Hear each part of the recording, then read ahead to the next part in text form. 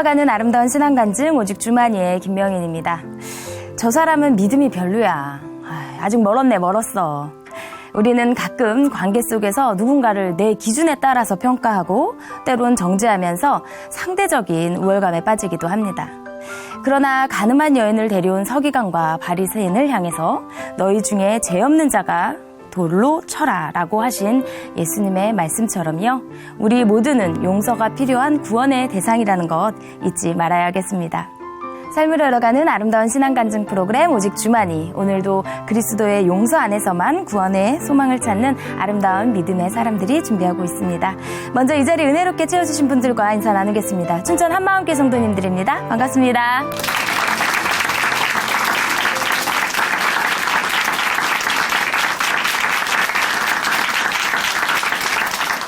네, 오늘 첫 번째 출연자 만나보겠습니다. 이번에 만나실 자매님은요, 다른 누구도 아닌 자신을 향한 정죄의식에 사로잡혀서요, 어렵고 힘든 시간을 보내셨다고 합니다. 꽤 심각한 일도 있었다고 하는데요. 과연 어떤 일들이 있었는지 모셔보도록 하겠습니다. 춘천 한마음교회 최순용 자매님, 박수로 모십니다.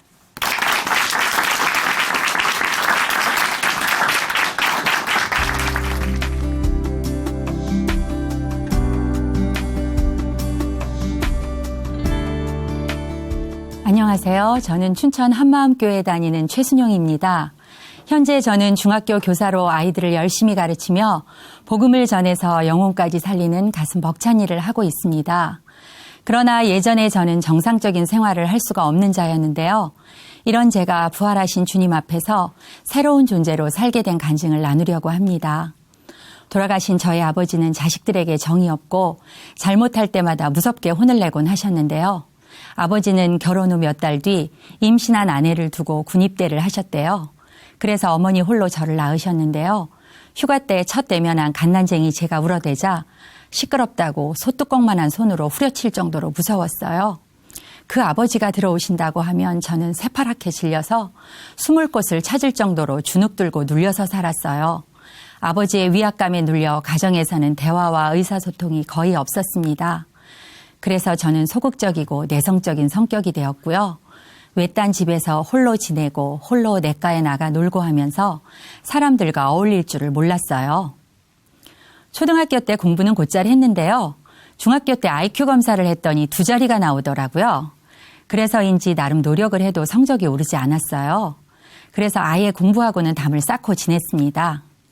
그러다가 중3 때 서울대를 갈 정도로 공부를 잘하던 친구가 공부를 할 수 있게 도와줘서 겨우 인문계 고등학교에 갔어요.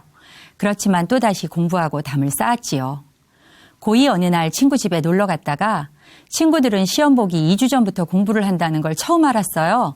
저는 하루 전날 벼락치기를 했었거든요. 친구들은 밤늦게까지 공부를 했을 텐데 저는 전시회나 공연은 몽땅 다 쫓아다니고 합창 활동도 하고 밤늦게까지 돌아다니며 놀았습니다. 고등학생이 되면서부터 교회를 다니기 시작했는데요. 분위기 좋고 찬양이 좋으니 신나서 다녔고 하나님께는 사실 관심이 없었어요. 그러다가 수련회에서 방언을 받으면서 하나님이 계시는구나 생각하게 되었어요. 그런데 고3을 앞두고 처음으로 철든 생각을 하게 되었어요. 하나님이 허락하신 한 번밖에 없는 인생을 어떻게 하면 가치 있게 살까? 어떤 삶을 하나님이 가장 원하실까? 하는 고민이 되더라고요. 이 문제를 놓고 매일 저녁 학교에서 집으로 돌아오는 길에 교회에 들러서 기도를 했어요. 처음으로 철이 들었으니 물론 공부에도 처음으로 최선을 다했습니다. 그런데 성적이 뒤집힌 거예요. 맨날 뒷자리에서 맴돌던 성적이 앞에서 10손가락 안에 들게 된 거예요. 놀라운 일이었어요. 하나님께서 저의 중심을 보시고 도와주신 것 같아요. 그리하여 기도하며 꿈꾸었던 사범대에 드디어 들어가게 되었습니다. 대학 선배들은 졸업 정원제가 있어서 졸업하지 못한 경우도 있었는데요. 제가 입학할 때는 입학한 전원이 졸업이었어요. 그래서 친구들이 좀 느슨하게 공부를 해서 제가 무사히 졸업을 할 수 있었지요. 작은 중심과 작은 바램도 응답하시는 하나님의 은혜로 교단에 서게 된 것입니다. 그런데 발령을 받고 나서 보니 진짜 제가 머리가 둔하고 상황 파악을 제대로 못하더라고요. 남들이 얘기를 해줘야 그때서야 일이 어떻게 돌아가는지를 알곤 했습니다. 또 일처리가 정확하지 못해서 주변 사람들로부터 무시를 당하는 경우도 종종 있었는데요. 그것이 제겐 큰 상처가 되었어요. 그래서 학교를 다른 곳으로 옮긴 뒤엔 척을 꽤 많이 했습니다. 뭔가 진리를 추구하며 사는 괜찮은 사람인 척, 잘하는 척, 똑똑한 척, 아는 척 했고요. 저의 부족함을 타박하는 사람은 심지어 교감 선생님까지도 제가 공격을 했어요. 그러고 나선 이건 아닌데 하며 제가 참 악하다는 것을 알게 되었습니다. 또 언제부터인가 버스를 타면 출발하는 시간부터 도착하는 시간까지 수많은 생각들이 들어왔는데요. 무슨 일이든 내가 원하는 방향으로 일이 진행되는 것에 대한 상상이었어요. 당시 제가 무척 좋아하던 남자가 있었는데요. 제게 전혀 관심을 가지지 않았어요. 제가 원하는 관계가 되질 않으니 상상의 나래를 펴기 시작한 것 같아요. 그런데 어느 순간부터 생각이 저를 끌고 다니는 겁니다. 생각이 의지로 끊어지지 않았고 또 내가 생각하는 것이 아니라 그 생각들이 제 머리를 휘어잡아서 마구 끌고 다니니 버스에서 내릴 때쯤이면 생각에 휘둘린 머리가 너무나 무겁고 아프곤 했습니다. 가슴을 무거운 새가 짓누르듯이 답답하기도 했고요. 그러다가 우연히 한마음교회 분들을 만나게 되었는데요. 하나님과 영혼을 사랑하면서 열심히 신앙생활을 하는 모습에 신선한 도전과 충격을 받았어요. 나도 저분들처럼 멋지게 생활하는 교사가 되고 싶다는 마음으로 예배에 참석하게 되었는데요. 그때까지는 없었던 참 이상한 현상이 나타났습니다. 아버지가 돌아가신 후로는 무서울 것도 거칠 것도 없이 명랑, 활발, 왈가닥으로 지내는 저였는데요. 예배에만 오면 이상하게 무서운 사람에게 몹시 혼이 나거나 몰려서 겁에 질려 꼼짝도 못하고 쪼그려 앉아있는 아이 마음처럼 주눅 들고 눌리게 되는 거예요. 갈 때마다 그랬습니다. 그리고 성경을 읽을 수가 없었어요. 그때는 목사님께서 청년들을 대상으로 아주 강도 높은 훈련을 시키셨는데요. 하루에 성경 30장을 읽도록 하셨어요. 그런데 성경을 읽으려고 앉으면 너무나 많은 생각들이 들어오는 겁니다. 한 장도 제대로 읽어나갈 수가 없었어요. 너무나 심하니까 저를 신앙으로 도와주던 언니가 들어오는 생각을 한번 써보라고 해서 써봤는데 요한복음 한 장을 읽는데 큰 노트 2페이지에 적을 정도로 성경의 몇 배가 넘는 생각들이 들어오는 겁니다. 읽는 것 자체가 이렇게 힘드니 성경 안의 내용을 이해하고 하나님의 인격을 접한다는 것은 될 수가 없었습니다. 그동안 친구들과의 관계, 집, 학교 생활에서는 한 번도 없었던 이런 일들로 인해 분명 뭔가가 있고 제게 문제가 있다는 것을 알게 되었고요. 그래서 교회에서 발길을 끊을 수가 없었고 열심히는 아니지만 계속 나오게 되었습니다.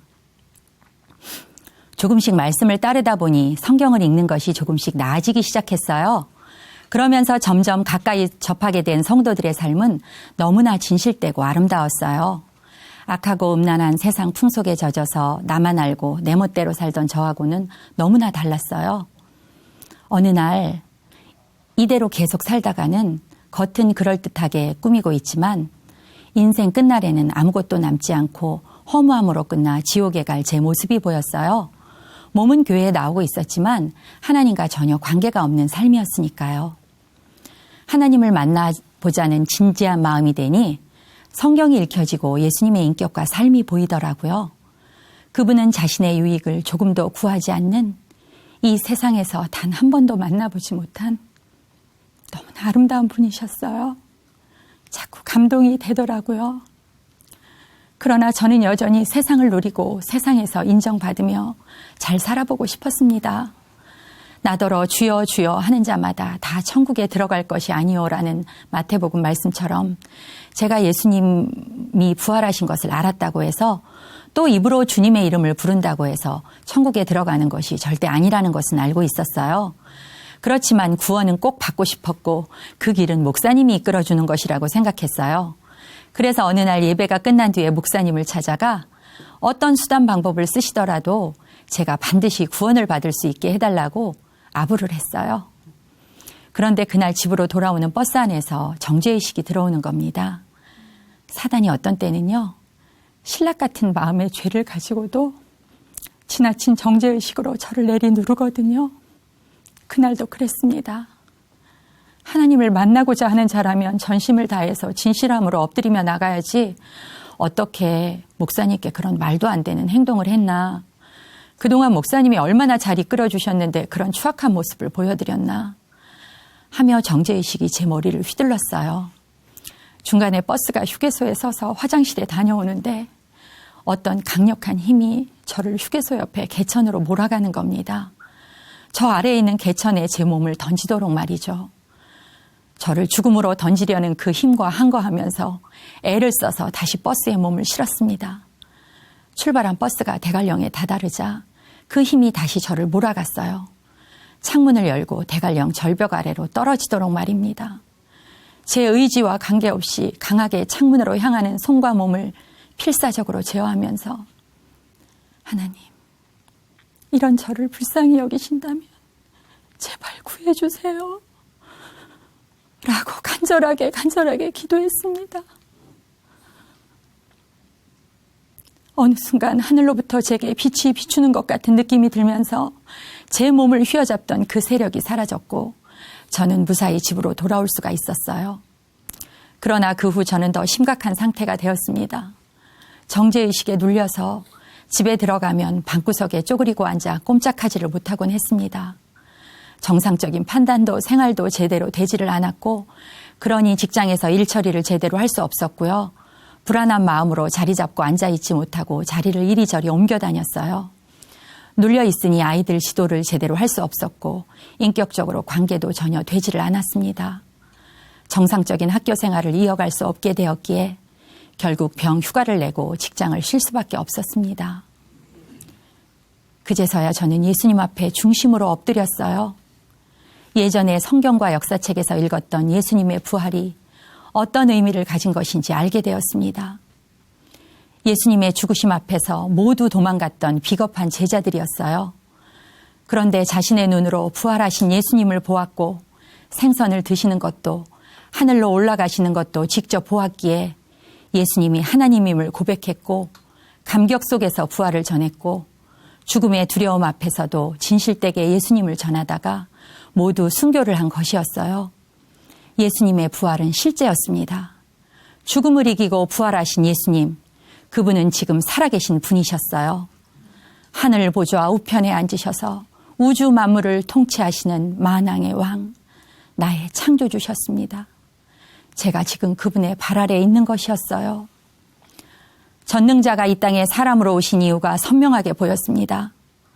죽음의 두려움에 매인 이 땅에서 죄에 눌리고 마귀에게 끌려다니는 저를 위해 하나님이 사람으로 오신 것이었어요. 전능자가 십자가에서 죽으심으로 모든 문제를 다 해결하셨고 당신을 믿을 수 있는 부활이라는 확실한 증거까지 주셨어요. 그런데도 저는 이분을 주인으로 믿지 않고 여전히 내가 마음의 보좌에 앉아 추악한 내 욕심과 내 마음대로 살아가며 그분을 이용하고 보좌에서 끌어내려 짓밟는 삶을 살아가고 있었습니다. 끝까지 이분을 주인으로 믿지 않는 저의 중심이 마귀와 똑같았습니다. 아니, 마귀보다 더 악랄한 자가 바로 저였어요. 부활하신 예수님 앞에서 저는 회개의 눈물을 흘릴 수밖에 없었습니다. 비로소 영원하신 전능자 앞에 무릎을 꿇고 마음 중심에서 나오는 회개를 하게 되었어요. 예수님, 저는 예수님을 믿지 않는 악한 자였습니다. 용서해 주십시오. 이제는 제가 왕이 되어 살지 않겠습니다. 당신을 저의 주인으로 모십니다. 당신 보좌 앞에 엎드려 경외하며 당신의 뜻에 따라 살아가는 자가 되기를 원합니다. 예수님은 나의 주, 나의 하나님이십니다. 이렇게 예수님을 주인으로 모시고 나니 세상을 잃는 것이 아니라 영육간에 더 풍성한 삶을 주시고 넘치는 평강과 기쁨을 주시더라고요. 저는 늘 저를 보며 우울하고 절망하고 어둠에 뒤덮인 모습일 때가 많았어요. 그러나 하나님께서는 거듭난 제가 얼마나 고귀한 자인지 정결한 자인지를 볼 수 있게 해주셨어요. 또 죄 지을 때마다 흠없는 보배 피로 씻어주시며 그 어떤 상황에서도 일으켜 세워주십니다. 뒤돌아보지 않고 살리고 건져야 할 영혼을 향해, 앞을 향해, 영원한 나라를 향해 전진하라고 하세요.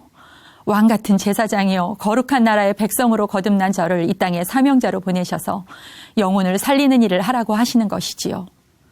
그래서 매일 아침 출근하여 학교에 들어설 때는 저도 모르게 입꼬리가 올라가며 환한 미소가 나와요. 하나님께서 세피조물 최순영 파이팅 하며 저에게 미소 지으시는 것 같아요. 그래서 저를 쳐다보는 사람들도 덩달아 얼굴이 환해져서 인사를 나누게 되고요. 그것이 복음을 전하는 기회가 되곤 합니다. 제가 한문교사거든요. 그런데 대부분의 아이들이 한자를 어려워해요. 그래서 한자 속에 담겨있는 재미있는 원리와 비밀들을 풀어서 그림으로 그리며 얘기해 주지요. 얘들아, 배울 학자의 아랫부분은 아이가 집안에 있는 모습이고 윗부분은 왼손과 오른손 사이에 계산 공부하는 산가지를 놓고 있는 모양이야. 아이가 계산 공부를 배우고 있어서 배울 학자가 된 거야. 하면 아이들은 재밌는데요? 하면서 재밌어라 수업을 들어요. 어떤 아이들은요. 부족하고 실수를 많이 하니까 저를 부담 없어 하고 더 좋아하더라고요. 그래서 누가 아프다던가 불안하다던가 하면 저에게 기도해달라고 부탁도 하고 신앙에 대한 궁금증들을 서슴없이 질문도 합니다. 그런 기회를 통해 성경의 예언대로 부활하신 예수님이 하나님임을 선포하고 부활의 소망과 회개하고 예수님을 주인으로 믿을 것을 권하지요. 그래서 어떤 아이들은 복도에서 저를 만나면 할렐루야, 아멘 하면서 인사를 하는 녀석들도 있어요. 하루는 교실에 들어섰는데 어떤 아이가 쌤, 저희 내일 시험인데요. 기도 좀 해주세요. 하더라고요. 그래서 그래? 우리 같이 기도할까? 하니 아이들 모두 손을 모으고 눈을 감더라고요. 그래서 하나님, 아이들 모두 머리를 맑게 해주시고 그동안 열심히 노력한 모든 것이 다 생각나게 해주세요. 하고 기도했고 저도 아이들도 얼굴이 환해졌지요. 학교에는 자식을 버리고 간 엄마를 용서하지 못하는 아이, 귀신 들린 할머니와 살며 우울증에 시달리는 아이, 가족을 떠나버린 아버지에 대한 상처로 분노 조절이 안 되는 아이 등 상처로 얼룩진 영혼들이 많아요. 하나님 아버지의 마음으로 그런 아이들을 품고 사랑하고 기독교 동아리로 모여 찬양하고 복음을 전하며 이 어둠에서 빛 대신 예수님을 만나 영원히 행복해지기를 기도하고 있습니다. 지금도 남들이 민첩하게 머리를 쓰며 금방 해내는 일을 저는 때로는 몇 번을 틀리면서 몇 시간을 헤매면서 하기도 해요. 그러나 그런 것에 눌리지 않고 내 모습 그대로 최선을 다합니다. 결과가 상이 아니라 최선을 다한 중심이 주님 앞에서 상이라고 믿기 때문이에요. 또한 영혼을 살리고 깨우치는 일을 하라고 부족하디 부족한 저를 교단에 세우신 것을 분명히 알기에 주신 사명을 이루기 위해 제 안에 계신 주님의 빛을 발하기 위해 최선을 다하고 있습니다. 전에는 모든 삶이 나를 위해 움직였지만 이제는 주님을 위해, 주님의 영광을 위해 움직이게 됩니다. 죄를 질 때마다 마귀는 패역하고 추한 자라고 견딜 수 없게 하지만 저는 이제 마귀가 보게 하는 것을 따르지 않아요. 말씀을 붙들지요. 하나님께서는 포도나무와 가지로 연합된 저를 흠없고 온전하고 정결한 자라고 하십니다. 죄의 종이었던 나, 죄의식에 사로잡혀 꼼짝도 못하던 그 옛사람은 이미 죽었음을 보게 하시고요. 방종이 아닌 참 자유를 누리게 하십니다. 늘 온전하게 빚어가실 주님, 새롭게 길을 열어주시는 주님을 의뢰하게 하신답니다. 그 주님을 바라보고 그 주님을 의뢰하며 매일매일 나그네 인생길을 걸어가고 있습니다. 부활하신 주님처럼 저 또한 부활의 영광에 동참되고 주님 만날 소망을 바라보면서 말이에요. 오늘도 허락하신 하루를 감사드리며 살아계신 하나님과 동행하고 하나님께 영광이 되기를 원합니다. 감사합니다.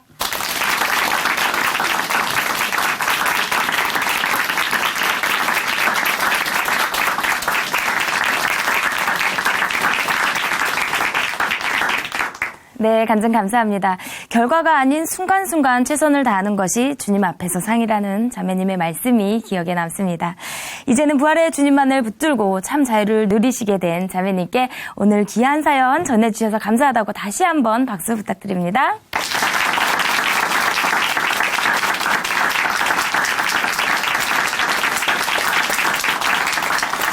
아름다운 믿음의 고백으로 하나님의 은혜를 나누는 오직 주만이 두 번째 출연자 만나보겠습니다.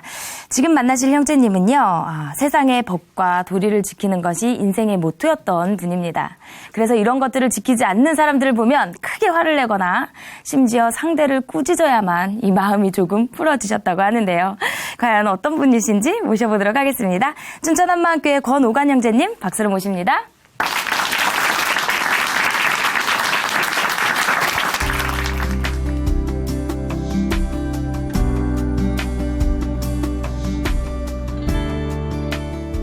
안녕하세요. 춘천 한마음교회 권오관입니다. 저는 사람은 세상의 법과 도리를 잘 지키기만 하면 된다고 생각하며 살아왔는데요.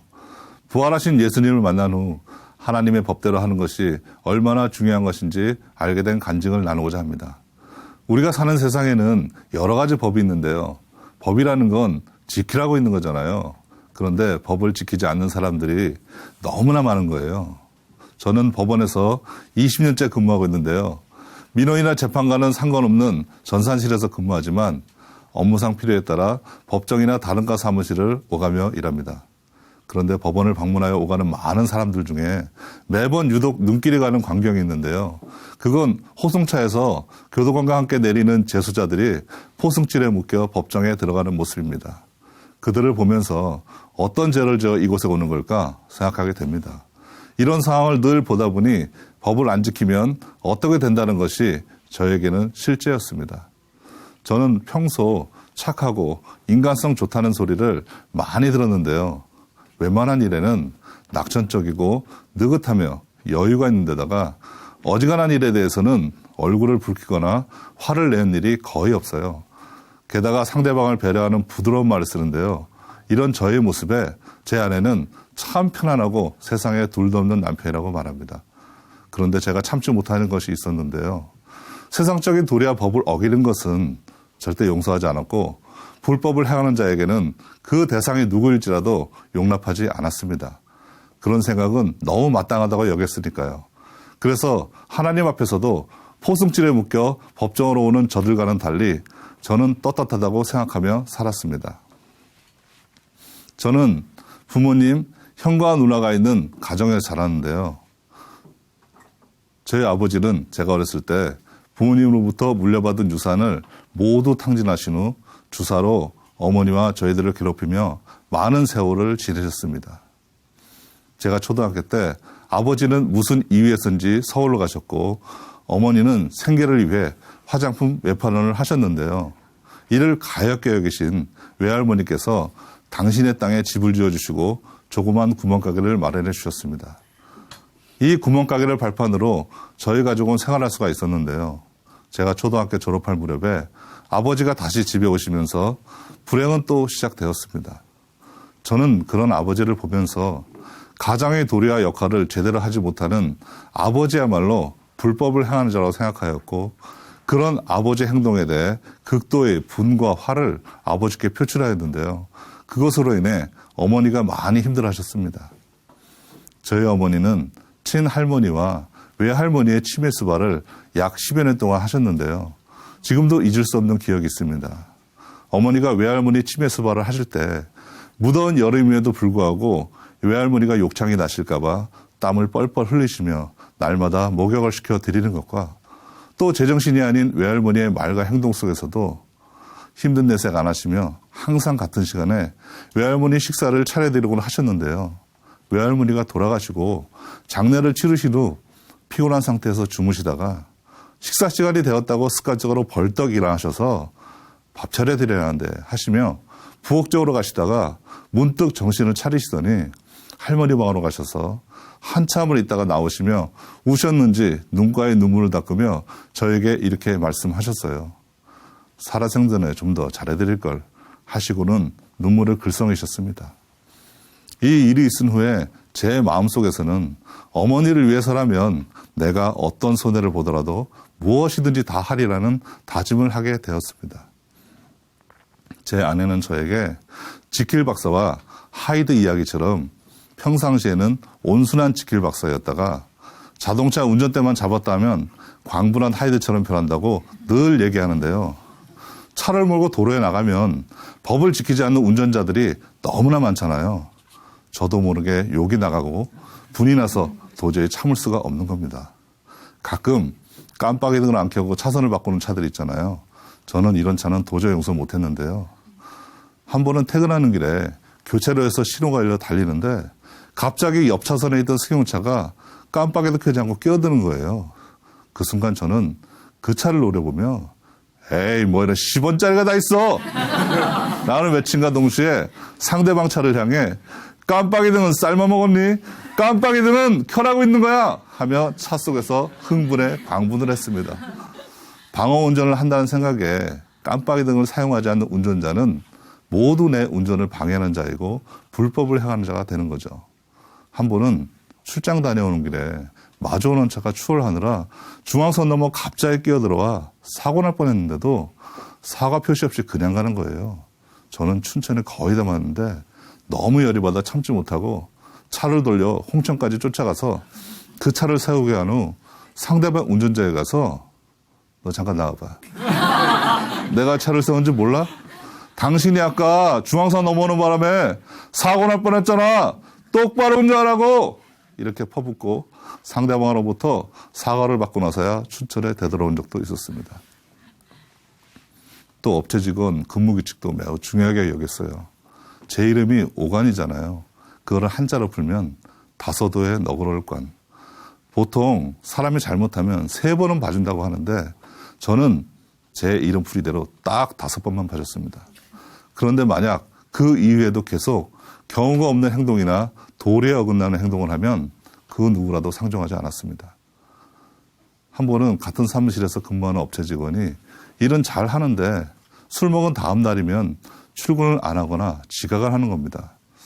저에게 5번의 경고를 받았음에도 불구하고 직무 태만이 고쳐지지 않았어요. 저는 즉시 업체 사장님에게 직원 교체 요청을 하여 바로 직원을 바꿔버렸습니다. 신혼 초일인데요. 아내와 무슨 일로 말다툼을 했는데 보통 신혼이면 모든 게 사랑스럽고 용서가 되잖아요.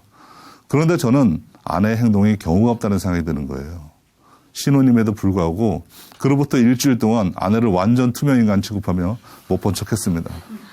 아내는 이런 정적과 침묵을 도저히 못 견뎌서 갖가지 화해의 노력을 했음에도 저는 요지부동 태산반석이었어요. 그 당시 저는 아내가 석고대죄를 한다 해도 도저히 용서 못하겠더라고요. 또 저는 약속된 시간은 칼같이 지켜야 했어요. 그래서 코리안 타임라인 자체가 저에게 용납이 안 되었습니다. 한 번은 저녁을 먹기로 약속을 하고 퇴근하면서 아내를 만나기로 했는데요. 아내는 약속 시간에 5분이나 늦고 전화는 계속 통화 중인 거예요. 그 순간 제 마음속에서는 아니 이렇게 늦어도 되나? 이건 말도 안 되지 하는 생각과 함께 폭풍 전화를 시작했죠. 그런데 나중에 알고 보니 아내는 중요한 통화가 있어서 그랬던 거더라고요. 저는 그때 그래도 먼저 나한테 전화를 걸어서 사정이 있어서 늦는다고 말했어야 도리에 맞지 하는 생각이 들면서 도저히 용납이 안 되었습니다. 결국 그날 우리 가족은 모두 저녁을 굶었습니다. 그러다가 아내를 따라 우연히 한마음교회 갔다가 목사님 말씀을 듣고 있는데 어떤 한 말씀이 마치 천둥치듯 귓가를 한 대 때리는 것처럼 울렸습니다. 그 말씀은 이사야서에 나온 말씀 중 땅의 거민들은 메뚜기 같으니라 했습니다. 그 순간 그럼 이 땅에 사는 사람들이 하나님이 보시기에 메뚜기 같다는 거잖아 라는 생각이 들었습니다. 내가 만약 하나님이라고 했을 때 메뚜기가 깨달았다고 나에게 말하면 얼마나 웃길까요? 하나님이 아니라 사람이라도 웃겼을 겁니다. 하나님이 보시기에 이 땅에 사는 사람들이 메뚜기면 부처, 공자, 소크라테스도 메뚜기라는 생각이 들었습니다. 그동안 모든 종교는 착하고 바르게 살려는 삶의 지침 정도로만 생각했던 것이 깨지면서 예수님만이 죽음에서 살아나셨으니 예수님을 믿는 기독교를 믿어야 하겠구나라는 생각을 하게 되었습니다. 그러던 어느 날 아내가 한마음교회 지체를 만나러 가는데 같이 가겠냐고 하길래 흔쾌히 별 생각 없이 따라갔습니다. 그런데 그 만남이 제 인생의 전환점이 될 줄은 몰랐습니다. 그곳에서 한 형제님을 만났는데요. 저에게 몇 가지 물어보셨어요. 예수님이 왜 하나님이냐? 예수님의 부활을 어떻게 생각하느냐? 예수 믿지 않는 것이 죄이고 회개하고 예수를 믿어야 마음속의 주인이 바뀌는 것인데 마음속의 주인이 누구냐? 처음 듣는 질문과 그분이 말씀해 주신 내용은 마치 신세계를 보는 것 같았습니다. 교회에서는 계속 부활을 말씀하시니까 나름대로 말씀을 고민하며 3년 정도 시간이 흘러가고 있었는데요. 집에서 우연히 한마음교에서 발행한 부활 간증 모음 책자에서 어느 한 지체의 간증을 읽어보던 중에 모세가 놋뱀을 만들어 장대에 다니 뱀에게 물린 자마다 놋뱀을 쳐다본 즉 살더라는 민수기 21장 말씀을 보고 무릎을 탁 쳤습니다. 아, 나는 지금껏 부활을 이 세상에서 배운 지식과 가치관으로만 알려고 했구나라는 것이 깨달아졌습니다. 나는 뱀에 물린 자들이 놋뱀을 쳐다보면 낫는다는 하나님의 말씀을 들으면서도 뱀에 물렸으면 뱀떡을 뽑아내고 치료를 받아야지 놋뱀을 쳐다보면 산다는 것이 말이 되나 하고 말씀을 경히 여겼던 것입니다. 하나님은 이 놋뱀을 쳐다보면 낫는다고 하신데 말입니다. 동일하게 부활도 하나님 방법인 예수님이 부활하셨다는 사실을 그대로 믿어야 하는데 나는 내 생각, 내 기준, 내 가치관인 이 세상 방법대로 믿으려고 했으니 도저히 믿음으로 받을 수가 없었던 겁니다. 목사님께서 그토록 말씀하셨던 부활이 어떤 부활인지 선명해지니 너무 기뻤습니다. 구약에 예언된 대로 예수님께서 사람으로 이 땅에 오셔서 죽으시고 3일 만에 부활하심으로 사람이었던 예수님이 하나님이라는 것이 확신이 되니 예수님의 말씀이 곧 하나님의 말씀이며 또한 예수님이 말씀으로 천지를 창조하신 전능하신 하나님이었던 것입니다. 그리고 요한복음 2장에 죽은 자 가운데서 살아나신 후에야 제자들이 이 말씀하신 것을 기억하고 성경과 예수하신 말씀을 믿었더라. 이 말씀의 의미가 선명해지니 성경 전체가 다시 보이기 시작했습니다. 어느 날 토요 찬양 예배 때 요한복음 16장 9절 죄에 대함은 저희가 나를 믿지 아니하며 라는 말씀으로 묵상하며 기도하던 중 제 귀에 조용한 소리로 하나님께서 오가나 너는 왜 나를 안 믿니 하시는 것 같았습니다. 순간 이 세상 관점이 아닌 하나님 관점에서 죄를 보게 되었습니다. 하나님 관점에서 죄는 이 세상에 생각하는 그런 죄가 아닌 부활하신 예수님을 믿지 않는 것이었습니다. 분명 예수님께서는 마가복음 1장에서 회개하고 복음을 믿으라 하셨는데 회개는 하지 않고 오히려 제가 입법자, 재판장 자리에 앉아 있으니 불법을 행하는 자는 떠나가라 하셨던 예수님의 말씀이 바로 저에게 하신 말씀이었습니다. 법이라면 껌뻑하던 저였는데요. 그동안 법원에 근무하면서 법을 지키지 않아 오는 사람들을 향해 저들은 왜 법을 지키지 않을까 했는데 하나님 관점에서 보니 저야말로 감옥에 가야 할 자였음을 알게 해주셨습니다. 세상의 도리와 법을 중요시했던 저는 포승줄에 묶여 법정으로 들어가는 재소자들과 나는 다르다 여기며 저들이야말로 법을 어긴 자들이라고 그들을 향해 판단 정죄하고 있었습니다. 그들과 나는 다른 사람이라고 여겼지만 입법자인 예수님 관점에서는 세상 법을 어긴 그들이나 하나님 법을 어긴 저나 다르지 않다는 것을 알게 해주셨습니다. 또 세상적 도리를 지키지 않은 아버지에 대해서도 아버지가 불법을 행한 자라고 생각하였는데 예수님을 주인으로 믿지 않는 저야말로 마태복음 7장처럼 입술로만 쥐어줘야 하는 불법을 행한 자였음을 알게 되니까 마음이 무너졌습니다. 불법, 제가 가장 싫어했던 말이었는데요. 그 불법을 행한 자가 바로 저였습니다. 하나님 법 앞에서니 누가 불법을 행한지가 너무나 명확해졌어요. 그 순간 제 중심은 하나님 앞에 무릎 꿇고 말았습니다. 예수님만이 입법자, 재판장, 판단자이신데 피고인 내가 재판장 자리에 앉아 이 세상 법이 전부인 줄 알고 재판장 노릇을 했다는 것을 알게 되니까 회개의 눈물이 흘렀습니다. 하나님, 그동안 재판장이신 예수님을 믿지 않고 제가 입법자 자리에, 제가 재판장 자리에, 제가 판단자 자리에 앉아 왕노릇하였습니다. 저를 용서해 주세요.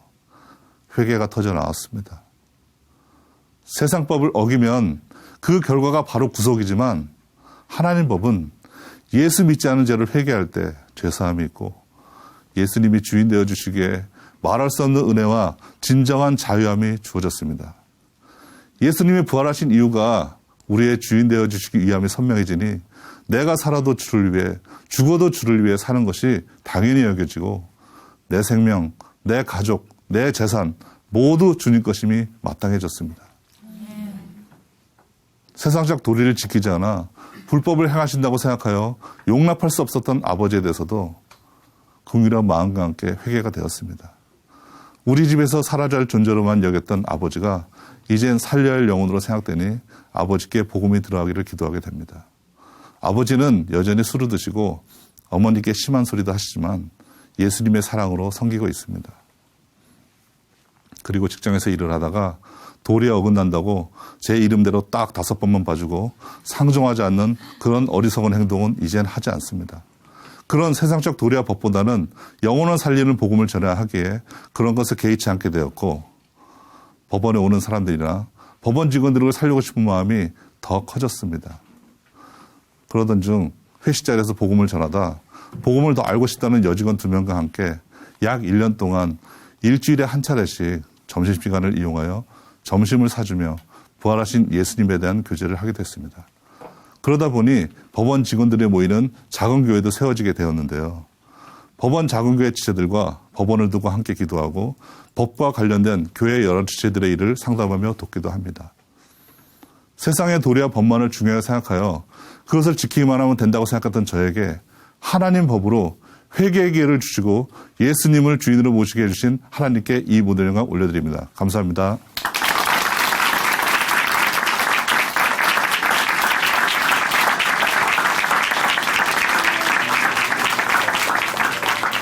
네, 간증 감사합니다. 부활의 주님을 만나서 이 세상의 법과 도리보다 귀한 하나님의 법을 찾으셨네요. 예수님을 믿지 않는 것이 가장 큰 죄라는 것을 깨닫는 순간 그렇게 원망스러웠던 아버님에게도 긍휼한 마음이 부어주셨습니다. 이제는 작은 교회에서 열심히 복음을 전하고 계신 형제님께 다시 한번 응원의 박수 부탁드리겠습니다.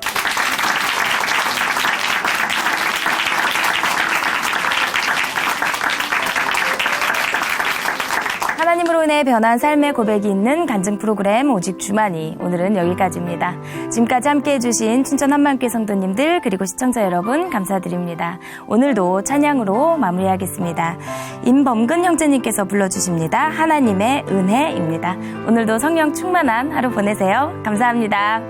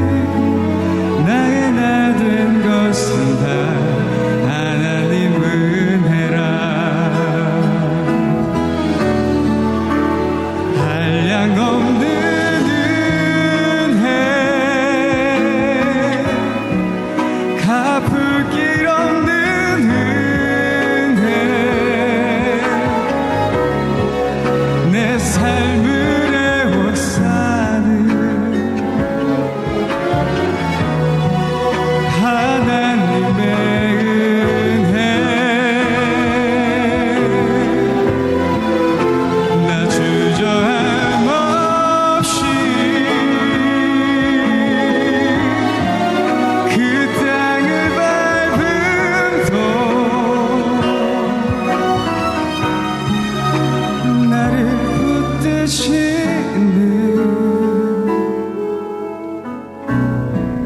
하나님의 은혜.